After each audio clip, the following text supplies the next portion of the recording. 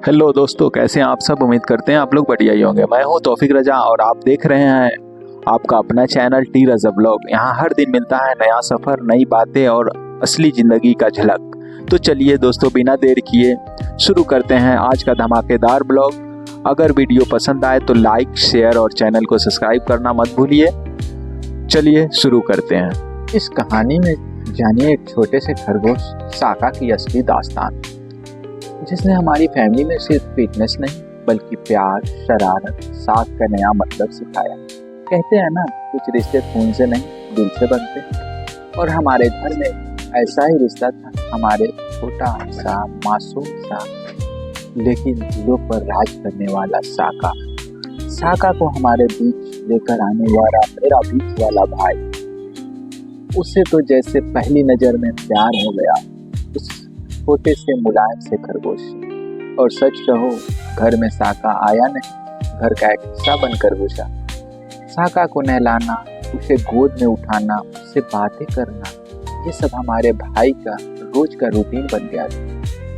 साका भी उतना ही प्यार लौटाता था। दुनिया कहती है ना, खरगोश गाजर खाते हैं, लेकिन हमारा साका थोड़ा हटके था।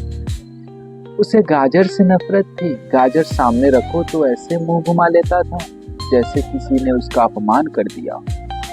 हम सब हंसते थे, ये खरगोश सही है नवाब। साका की एक और खासियत उसकी शरारतें। वो मम्मी की रसोई में ऐसे घुसता जैसे कोई गुप्त मिशन चल रहा हो। कभी कोई कपड़ा घसीट लाना, कभी अचानक कूद कर किसी की चप्पल उठाकर भाग जाना। मम्मी गुस्सा होती, लेकिन साका की मासूम शक्लें देखकर वो भी हंस पड़ती थी। कभी मम्मी की झाड़ू को काट देना। तो ये सब उसकी शरारतें थी। साका सिर्फ एक पालतू जानवर नहीं था, वो हमारे घर का चौथा भाई था। हम तीनों में से कोई भी भाई घर नहीं पहुंचता तो साका गेट पर जाकर खड़ा हो जाता। थोड़ी देर बाद घर में आता, फिर दोबारा गेट पर जाता, फिर वापस हमारे पास आता, जैसे पूछ रहा हो, एक कहाँ रह गया, वो भी आ रहा है ना। जब तक तीनों भाई घर नहीं आते उसको चैन ही नहीं मिलता था। उसके कान खड़े होते रहते, आंखें दरवाजे पर लगी रहती, हमारी वापसी की आहट सुनने के लिए। फिर आया वो समय लॉकडाउन, जब इंसान भी इंसान से दूर हो रहा था, लेकिन साका हमारे और भी करीब आ गया। घर में दिन भर सभी को फॉलो करना, कभी बेड पर कूदना, कभी बालकनी में झांकना, ये उसकी शरारतें लॉकडाउन की उदासी में हमारे लिए दवा बन गई। फिर एक दिन हमने तय किया, साका को भी सफर कराते। पूरी फैमिली के साथ रांची से मैसी का सफर। साका को कार की पिछली सीट पर बैठाया गया। खिड़की के बाहर देखता रहता, कभी किसी के कंधे पर चढ़ जाता, कभी आगे पीछे दौड़ता, जैसे उसे पता हो वो हमारे साथ एक यादगार यात्रा का हिस्सा है। कार के हर ब्रेक पर वो ऐसे उछलता है जैसे पूछ रहा हो, हम पहुंच गए क्या। वो सफर, उसकी मासूम आंखें, वो पल आज भी सोचो तो दिल भर आता है। रात को साका का इंतजार। रात में जब हम दुकान से वापस लौटते हैं, अगर हम तीनों में से कोई एक भी कम होता तो साका बेचैन हो जाता था।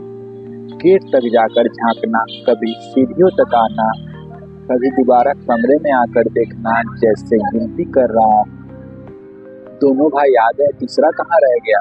और जैसे ही तीनों भाई घर आ जाते, साका सबसे पहले हमारे पैरों से लिपटता, फिर उछलकर खुशी दिखाता जैसे कह रहा हो, अब पूरी हुई फैमिली। एक याद जो हमेशा जिंदा रहेगी। साका आज भी हमारे साथ है, क्योंकि यादें कभी मरती नहीं। वो शरारत, हर मुस्कान, हर दौड़, हर रात का इंतजार हमारे दिल में धड़कता है। कहते हैं ना, कुछ रिश्ते ऊपर वाले मिलते हैं। साका भी शायद ऐसा ही एक रिश्ता था जो हमारे घर में आया, हमारे दिलों पर छा गया और हमें सिखा गया, प्यार में शब्द नहीं, एहसास होना चाहिए। तो कैसी लगी ये कहानी? तो फिर हम मिलते हैं एक नई कहानी और नई वीडियो के साथ, नई सफ़र पे। तब तक के लिए आप लोग चैनल को सब्सक्राइब कर लें और वीडियो को अपने दोस्तों और फैमिली के साथ शेयर कर लें। धन्यवाद।